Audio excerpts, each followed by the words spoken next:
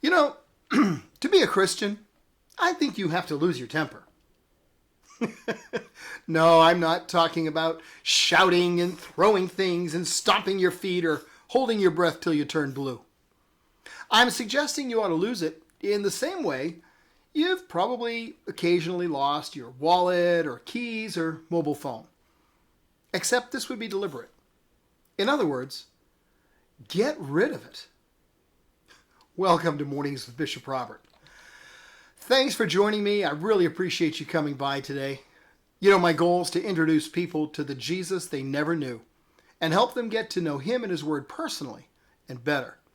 So if our time together today speaks to your heart, would you please like, subscribe, and then share this with a friend? I'd really appreciate it. Hey, we've all done it.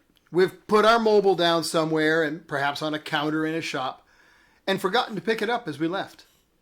When we do, it reminds us how much we rely on those devices. It's not usually too long before you realize it's gone and begin mentally rewinding your life to remember the last time you're sure you had it. Well, today's verse says, control your temper, for anger labels you a fool. Well, it's likely you've also had times when you allowed anger to rule your emotions, your actions, and your mouth. As regular watchers of my videos know, I am certainly one of the chief examples in this category. For years, anger had more control over me than I ever had over it. Some situation or other would aggravate me, and I would explode in anger. Yeah, that's actually how my behavior was described to me. An explosion. I'm ashamed to admit it, and it wasn't pretty. Are you familiar with the term EMP? It stands for electromagnetic pulse. It's a byproduct of a nuclear explosion.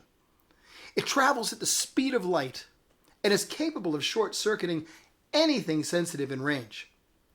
Now, since EMPs are electromagnetic energy traveling at the speed of light, everything vulnerable in the detonation zone could be affected simultaneously.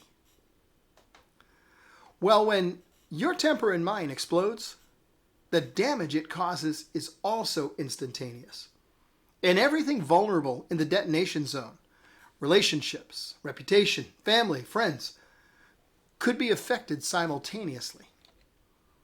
Today's verse addresses that when it says, control your temper, for anger labels you a fool. You know, the Bible contains a proverb that says, a fool's mouth is his ruin. Certainly was mine. Anger would well up and I'd lose my temper and I'd open my mouth.